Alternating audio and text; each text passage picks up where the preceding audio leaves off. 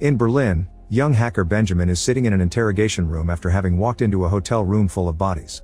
He has information to offer about the cyber mafia, but he'll only accept to be interrogated by Hanna, the head of the cyber division of Europol. Hanna accepts the job and asks Benjamin to start the story at the beginning, prompting him to go all the way back to his childhood. As a kid, Benjamin already wants to do great things, but he is invisible to everyone around him. His father ran away when he was born, which is the same that happened to his grandmother. The only memory she has of her own father is the bullets that killed him during the war. Benjamin's mother ends things when he is 8, so his grandmother has to raise him. Magic has always been a hobby of Benjamin, and when he grows into a teenager, he changes that passion into computers and hacking, which in his eyes is a form of magic too. He's incredibly good at what he does, and on the internet he feels like he belongs, unlike in real life where he's an ignored loser. His hero eventually becomes a famous hacker known as MRX, and from him Benjamin learns to manipulate pharmacy systems into sending him Ritalin. He also learns the 3 rules every hacker should follow: no system is safe, aim for the impossible, and have fun on both the internet and in real life. This isn't possible for Benjamin since he doesn't even have friends, only a lame pizza delivery job because he never went to college. One evening, he makes a delivery to a study group that includes Marie, the girl he's been crushing on since high school, but she doesn't recognize who he is. She comes to his defense when a mistake on the pizzas is found and Benjamin tries to thank her with a superhero quote, but she considers him a weirdo and Benjamin leaves with his tail between his legs. Before he makes it outside though, he overhears Marie mentioning she wishes she could have the exam answers, so he decides to break into the university and hack the central server, that way he could impress her and get her to marry him. His hacking technique is flawless and the answers are acquired, but unfortunately he's caught by a security guard.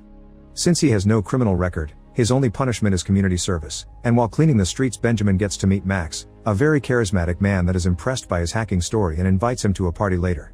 In the evening, Benjamin attends the party and discovers Marie is there too but doesn't dare talk to her. Max takes Benjamin to a private office and introduces him to software master Stefan and hardware freak Paul, who ask Benjamin to prove his hacking skills. In a matter of seconds, Benjamin uses the office laptop to cut power in the whole neighborhood, earning the acceptance of the 3 men.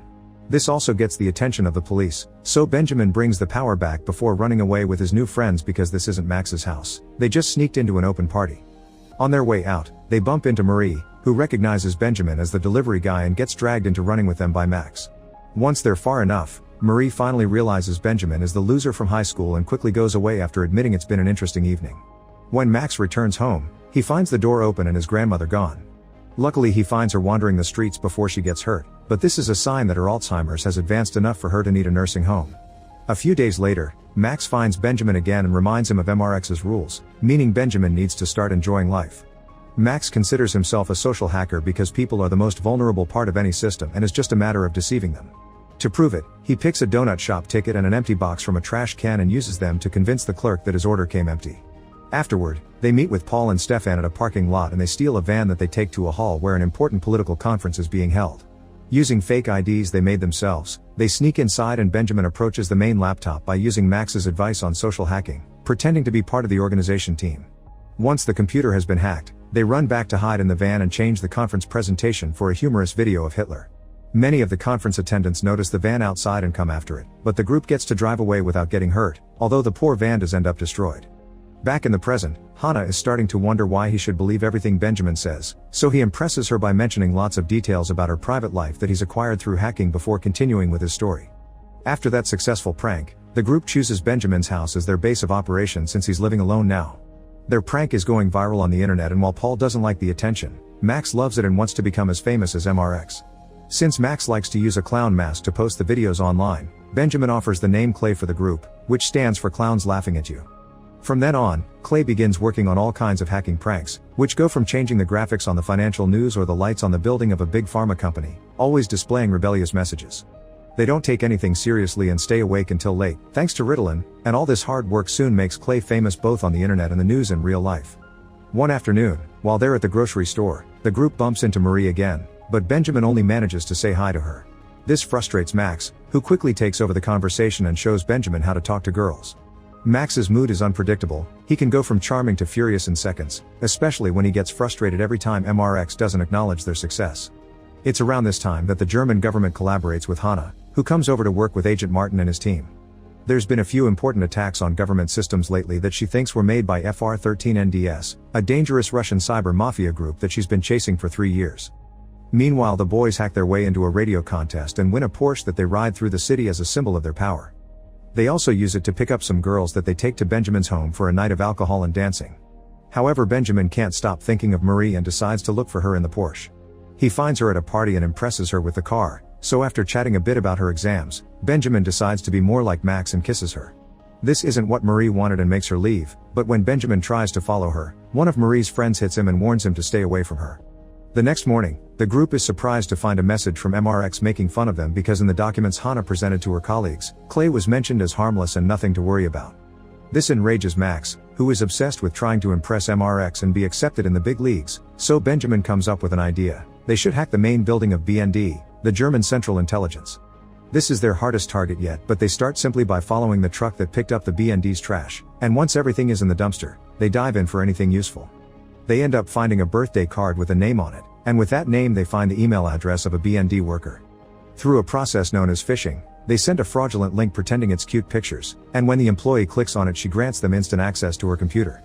They can't access the main server from there, but they do get access to her files, and since she's the one that makes the building access cards, Clay orders 4 cards for themselves and manage to easily enter the BND building through the front door.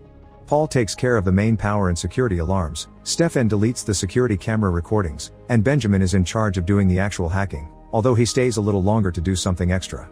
As soon as they're gone, the prank kicks in and every printer in the building prints dozens of pages with a cheeky message from Clay. That night, the group goes to a club to celebrate their successful prank and comes across Marie again. Benjamin is finally feeling confident enough to make a better pass at her, but he gets a sour surprise when he finds her kissing Max. Furious and heartbroken, Benjamin returns home only for Max to show up at his window minutes later wanting to talk.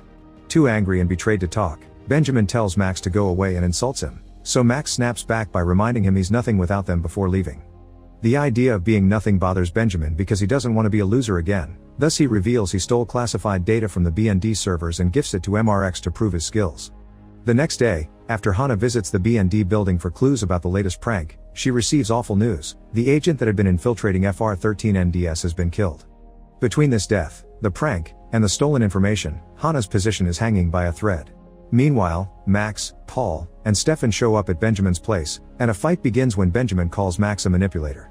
Paul makes them stop when the latest news appears on TV, revealing that the double agent was killed because the information that was stolen from the BND servers revealed his name to FR13NDS, which MRX works for, and now Clay is labeled as a terrorist group. The group freaks out and Stefan wants to leave while Max wants Benjamin to hand himself over to the police since it's all his fault, but Paul is against sacrificing anyone. Benjamin points out that they should deliver MRX and FR13NDS to the police instead, that way they can become invisible again. Their discussion is suddenly interrupted by the doorbell. It's Marie, who is worried about Benjamin after he disappeared last night.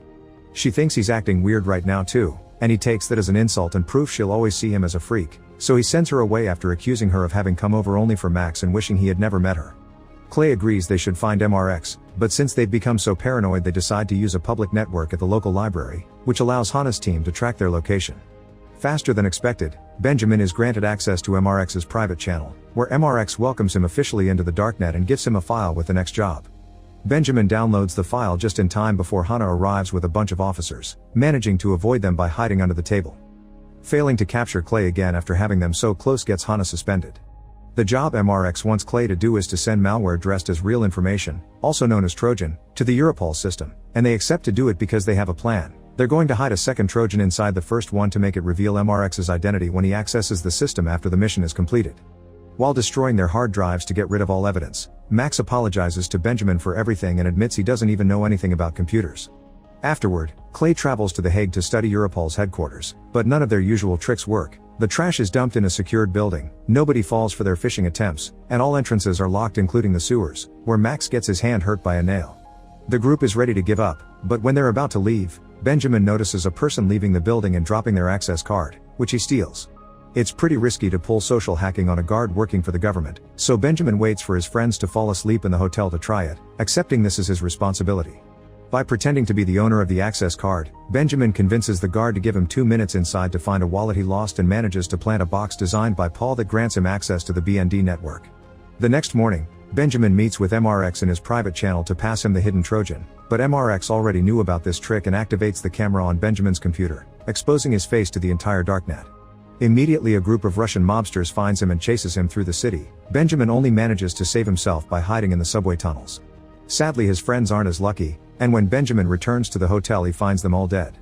After picking up the bullets, Benjamin calls the police and asks for Hana, taking us back to the beginning.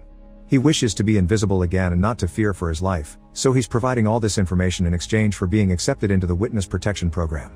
While Hana calls her higher-ups to get the deal, Benjamin reminisces about her last evening spent with Marie, during which she thanked him for hacking the exam answers and they kissed. Benjamin also asked her to run away with him. Martin comes over and tells Hana not to trust Benjamin because his story has lots of holes, but Hana makes him change his mind by convincing him that Benjamin is the only one that can bring down MRX and friends, who are the real criminals.